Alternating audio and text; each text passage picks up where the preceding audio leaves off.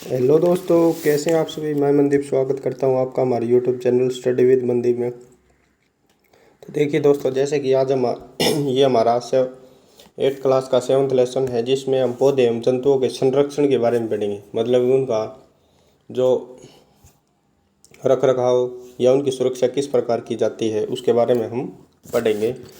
तो देखिए दोस्तों, ये जो मतलब एनसीईआरटी की सीरीज है, हमने मतलब बिल्कुल 6th क्लास से स्टार्ट कर रखी है। अगर आपको 6 से पढ़नी है तो एचएससी ग्रुप डी के नाम से इसकी प्लेलिस्ट बनी है, उसको जाकर आप विजिट करें और वहाँ से पिछली वाली सारी वीडियो देखें। और लगातार इस पर हम कंटिन्यू वीडियो डाल रहे हैं। तो देखिए, सबसे पहले क्या है वनोन्मूलन। वनोन्मूलन का अर्थ है दोस्तों, जैसे ये देखो, ये कोई वन क्षेत्र था। इस वन क्षेत्र से ये पेड़ पौधे थे, ये पेड़ पौधे काट दिए गए। ठीक है, ये पेड़ पौधे काटने के बाद ये जो भूमि अन्य कार्यों के लिए उपयोग की गई, तो इसको क्या कहते हैं वनोन्मूलन।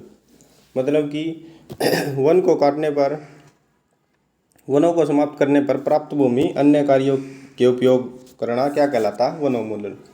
मतलब कि वनों को काटकर उसकी जो भूमि होगी, मान लो ये जो भूमि थी, इसका प्रयोग अन्य कार्यों के लिए करना, कृषि या मकान बनाना, उसको क्या कहते हैं वनोन्मूलन। वनोन्मूलन से पृथ्वी पर ताप एवं प्रदूषण के स्तर में वृद्धि होगी। देखिए, जैसे हम पेड़ पौधे काटेंगे तो हमारे वातावरण में कार्बन डाइऑक्साइड की मात्रा बढ़ जाएगी। कार्बन डाइऑक्साइड की मात्रा बढ़ने से विषाभूषण होगा, जिससे पृथ्वी का ताप प्रदूषण स्तर में वृद्धि हो जाएगी। मतलब वनोन्मूलन से क्या होगा, पृथ्वी पर ताप एवं प्रदूषण के स्तर में वृद्धि होगी।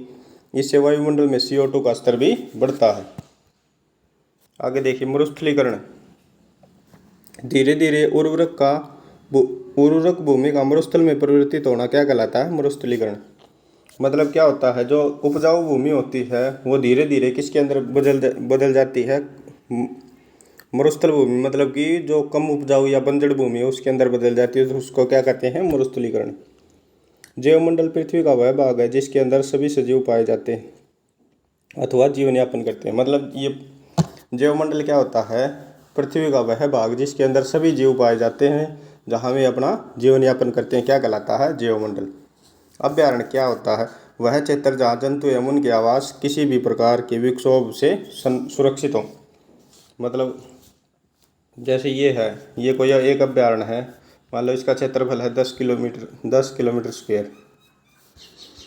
तो इसके अंदर जितने जीव जंतु हैं, उनके वे जीव जंतु और उनके आवास किसी भी प्रकार की मतलब कि दुर्घटना या विक्षोभ से सुरक्षित रहते हैं, तो उसे क्या कहते हैं अभ्यारण्य। मतलब कि वह क्षेत्र जहाँ जंतु एवं उनके आवास किसी भी प्रकार के विक्षोभ या दुविधा से सुरक्षित रहते हैं, उसे क्या कहते हैं विक्षोभ। आगे देखिए, राष्ट्रीय उद्यान। वन्य जंतुओं के लिए आरक्षित क्षेत्र जहाँ वह स्वतंत्र रूप से आवास एवं प्राकृतिक संसाधनों का उपयोग कर सकते हैं।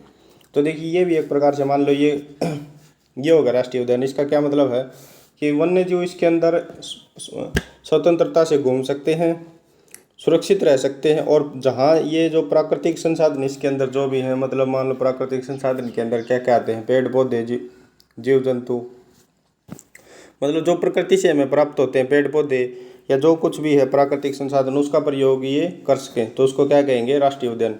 वन्य जंतुओं के लिए आरक्षित क्षेत्र जहाँ वह स्वतंत्र रूप से आवास एवं प्राकृतिक संसाधनों का उपयोग करते हैं। तो राष्ट्रीय उद्यान क्या हो गए कि वन्य जंतुओं के लिए आरक्षित क्षेत्र जहाँ वे स्वतंत्र रूप से आवास एवं प्राकृतिक संसाधनों का इस्तेमाल कर सकते हैं, मतलब स्वतंत्र रह सकते हैं और प्राकृतिक संसाधनों का उपयोग कर सकते हैं। आगे देखिए, जैवमंडल आरक्षित क्षेत्र क्या होते हैं। वन्य जीवन, पौधों और जंतु संसाधनों और उस क्षेत्र के, अब देखिए ये जैवमंडल आरक्षित क्षेत्र क्या है। मतलब मान लो कि ये कोई एक एरिया है, इसके अंदर क्या होगा, इसके अंदर वन्य जीव, पौधे, जंतु और आदिवासी, मतलब क्या होगा, वन्य जीव, पौधे, जंतु और आदिवासी जो अपना पारंपरिक ढंग से जीवन यापन हेतु विशाल संरक्षित क्षेत्र को क्या कहते हैं जैवमंडल आरक्षित क्षेत्र। वन्य जीवन, पौधे और जंतु संसाधनों और उस क्षेत्र के आदिवासियों के पारंपरिक ढंग से जीवन यापन हेतु विशाल संरक्षित क्षेत्र। मतलब क्या होता है कि वन्य जीवन के लिए पौधों वन्य जीवों के लिए पौधे और जंतु संसाधनों और उस क्षेत्र में जो आदिवासी पाए जाते हैं उनके पारंपरिक ढंग से जीवन यापन के लिए ये जो क्षेत्र आरक्षित किया जाता है इसको क्या कहते हैं, जैव मंडल आरक्षित क्षेत्र। जैव विविधता के संरक्षण के उद्देश्य जैव मंडल आरक्षित क्षेत्र बनाए जाते हैं। मतलब जैव मंडल आरक्षित क्षेत्र के क्यों बनाए जाते हैं, क्योंकि जीवों के अंदर विविधता बनी रहे। विविधता का मतलब अलग अलग प्रकार का या अलग अलग होना। तो जैव मंडल आरक्षित क्षेत्र जैव विविधता के उद्देश्य से बनाए जाते हैं। किसी जैव मंडल आरक्षित क्षेत्र के अंतर्गत अन्य आरक्षित क्षेत्र भी आ सकते हैं। मतलब कि किसी जैव मंडल आरक्षित क्षेत्र के अंदर मान लो ये है जैव मंडल आरक्षित क्षेत्र, ठीक है, इसके अंदर कोई और भी आरक्षित क्षेत्र आ सकता है। तो किसी विशेष क्षेत्र में पाए जाने वाले पेड़ पौधे उस क्षेत्र के वनस्पति जात एवं वन्य जीव जंतु प्राणी जात कहलाते हैं। अब ये क्या कह रहा है कि कोई विशेष क्षेत्र है, मान लो सपोज ये ए जगह है, इसके अंदर जो कोई विशेष जगह है उसका कोई भी नाम हमने ए नाम ले लिया, तो इसके अंदर जो पेड़ पौधे पाए जाएंगे उनको तो क्या कहेंगे, वनस्पति जात, पेड़ पौधों को तो, और जो जीव जंतु पाएंगे उनको क्या कहेंगे, प्राणी जात। मतलब कि किसी विशेष क्षेत्र में पाए जाने वाले उस क्षेत्र के पेड़ पौधों को तो क्या कहेंगे, वनस्पति जात, और जीव जंतुओं को क्या कहेंगे, प्राणी जात। आगे देखिए, विशेष क्षेत्रीय स्पीशीज पौधों एवं जंतुओं की वह स्पीशीज जो किसी विशेष क्षेत्र में विशिष्ट रूप से पाई जाती है। मतलब इसी प्रकार से मान लो ये कोई जगह है ए, इसके अंदर कोई पौधों का प्रकार पाया जाता है एक्स। मतलब कि कोई भी जंतुओं की पौधों या जंतुओं की कोई विशेष स्पीशीज पाई जाती है एक्स। तो जो किसी विशेष, ये कोई विशेष क्षेत्र हो गया और इसके अंदर विशेष ही स्पीशीज पाई जाती है, तो इसको क्या कहते हैं, विशेष क्षेत्रीय स्पीशीज। किसी विशेष क्षेत्र के अंदर पौधे एवं जंतुओं की वह स्पीशीज जो किसी विशेष क्षेत्र में विशिष्ट रूप में पाई जाती है, ठीक है। मतलब कि किसी विशेष क्षेत्र में विशेष रूप से पाई जाती है, उसे क्या कहते हैं, विशेष क्षेत्रीय स्पीशीज। मान लो जैसे फॉर एग्जांपल ये कह दे कि भाई अम्बाड़ा के अंदर आम काफ़ी ज़्यादा पाए जाते हैं, या सिरसा के अंदर गाय काफ़ी ज़्यादा पाई जाते हैं। तो कोई विशेष स्पीशीज जो केवल वहीं और बहुत ज़्यादा मात्रा में उपलब्ध हो विशेष क्षेत्र में, मतलब कि जो चीज़ वहीं मिलेगी तो उसको क्या कहेंगे, विशेष क्षेत्रीय स्पीशीज। ये किसी अन्य क्षेत्र में प्राकृतिक रूप से नहीं पाई जाती।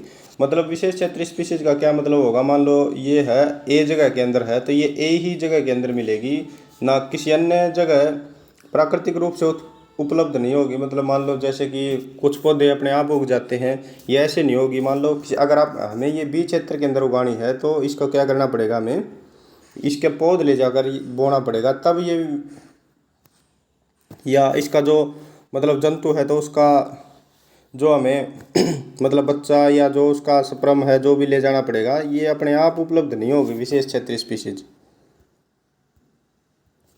तो देखिए आगे, स्पीशीज सजीवों की समष्टि का वह समूह है जो दूसरे से अंतर्जनन करने में सक्षम होते हैं। मतलब कि स्पीशीज क्या होता है, स्पीशीज सजीवों की समष्टि का वह समूह, मतलब सजीवों का वो समूह जो दूसरे सजीवों से क्या करने के अंदर सक्षम होता है। अंतर्जनन का मतलब होता है प्रजनन, मतलब कि जनन करने में सक्षम होता है। स्पीशीज का मतलब क्या होता है, स्पीशीज का मतलब है कि सजीवों की समष्टि का वह समूह जो दूसरे से अंतर्जनन करने में सक्षम होते हैं। सतपुड़ा राष्ट्रीय उद्यान भारत का प्रथम आरक्षित वन है। सर्वोत्तम किस्म की टीक या सागौन इस वन में ही मिलती है। मतलब कि सतपुड़ा जो राष्ट्रीय उद्यान है भारत का प्रथम आरक्षित क्षेत्र है। सर्वोत्तम किस्म की टीक या सागौन इस वन के अंदर मिलते हैं। प्रोजेक्ट टाइगर अथवा बाघ परियोजना का उद्देश्य अपने देश में बाघों की उत्तरजीविता एवं संवर्धन करना है। मतलब जो प्रोजेक्ट टाइगर है, ये डायरेक्ट क्वेश्चन पूछ लिया जाता है कि प्रोजेक्ट टाइगर का क्या उद्देश्य है। प्रोजेक्ट टाइगर का उद्देश्य है अपने देश में बाघों की, जो टाइगरों की क्या है, उत्तरजीविता एवं संवर्धन करना। मतलब टाइगरों को सुरक्षित रखना, उनकी प्रजाति को बढ़ाना, इसका क्या है उद्देश्य। संकटापन्न जंतु क्या होते हैं, वे जंतु जिनकी संख्या निर्धारित स्तर से कम होती जा रही है और वे विलुप्त हो सकते हैं। संकटापन्न जंतु का मतलब है, मान लो हमारे पास थे 100 चीते थे, मान लो 100 टाइगर थे, तो अब ये टाइगर हो गए हमारे पास 15, कुल 15 टाइगर हो गए। तो क्या है कि संकटापन जंतु वे जंतु जिनकी संख्या निश्चित संख्या से कम, मतलब 100 थी, 100 से कम होकर 15 होगी और ये खत्म होने के कगार पर है, तो इनको क्या कहेंगे? संकटापन। सीधी सी भाषा के अंदर ये है कि वे जंतु जो खत्म होने के कगार पर है, मतलब विलुप्त, जो एकदम से खत्म होने के कगार पर, उनको क्या कहते हैं? संकटापन जंतु। पारितंत्र, किसी क्षेत्र में सभी पौधे, प्राणी एवं सूक्ष्म जीव, अजैव घटकों जैसे जलवायु, डेल्टा नदी संयुक्त रूप से किसी पारितंत्र का निर्माण करते हैं। मतलब क्या है? पारितंत्र क्या होता है? किसी क्षेत्र में सभी पौधे, मतलब ये एक क्षेत्र के अंदर सभी पौधे, प्राणी, सूक्ष्म जीव और अजैव घटकों, क्या हो गया? ये कोई एक क्षेत्र है, इसके अंदर पौधे, ठीक है, प्राणी और क्या? सूक्ष्म जीव, जैव घटक, ठीक है, ये इत्यादि संयुक्त रूप से किसी पारितंत्र का, मतलब कि पारितंत्र क्या होता है? किसी क्षेत्र में सभी प्रकार के पौधे, सूक्ष्म जीव, अजैव घटक, ये क्या करते हैं? संयुक्त मिलकर किसका निर्माण करते हैं? पारितंत्र का। मतलब किसी भी क्षेत्र के अंदर पौधे, प्राणी एवं सूक्ष्म जीव, अजैव घटक, सूक्ष्म जीव, अजैव घटक जैसे जलवायु, भूमि, नदी, डेल्टा इत्यादि, ये मिलकर किसका निर्माण करेंगे? पारितंत्र का। रेड डाटा बुक क्या है? रेड डाटा बुक वह बुक है जिसमें सभी संकटापन स्पीशीज का रिकॉर्ड रखा गया है। मतलब कि रेड डाटा बुक वो किताब है जिसके अंदर खत्म होने वाले प्राणियों का, या जो विलुप्त की कगार पर है, उनका जो डाटा रखा गया है, वह बुक कौन सी है? Red data book. पौधों, जंतु और अन्य स्पीशीज के लिए अलग अलग रेड डाटा बुक है। मतलब पौधों के लिए और जंतुओं के लिए अलग अलग रेड डाटा बुक है। भारत वन संरक्षण अधिनियम का उद्देश्य प्राकृतिक वनों का परिरक्षण करना, साथ ही ऐसे उपाय भी करना जिससे वन में और उसके समीप रहने वाले लोगों की आधारभूत आवश्यकताओं की पूर्ति हो सके। मतलब क्या है? भारत का जो वन संरक्षण अधिनियम है उसका उद्देश्य क्या है? ये डायरेक्ट प्रश्न पूछे जाते हैं कि भारत वन संरक्षण अधिनियम का उद्देश्य क्या है? प्राकृतिक वनों का परिरक्षण करना, मतलब जो प्रकृति से उगे हुए जो वन है उनकी रक्षा करना, साथ ही ऐसे उपाय भी करना जिनसे वन और उसके समीप रहने वाले लोगों की आधारभूत आवश्यकताओं की पूर्ति हो सके। मतलब भारत वन अधिनियम का क्या उद्देश्य है? पहला तो प्राकृतिक वनों की जो सुरक्षा है वो करना, दूसरा प्राकृतिक वनों की सुरक्षा करना, ऐसे उपाय करना जिसमें वन और वन के आसपास रहने वाले लोगों की जो जीवन की आवश्यकताएं हैं उन्हें कैसे पूरा किया जाए। दो उद्देश्य हैं इसके भारतीय वन संरक्षण अधिनियम के। तो ये था हमारा आज का 7वां लेसन। तो देखिए दोस्तों, लगातार हमारे यूट्यूब चैनल से जुड़े रहने के लिए study with Mandeep YouTube channel को सब्सक्राइब कीजिए, अपने दोस्तों के साथ शेयर कीजिए। जय हिंद, जय भारत दोस्तों।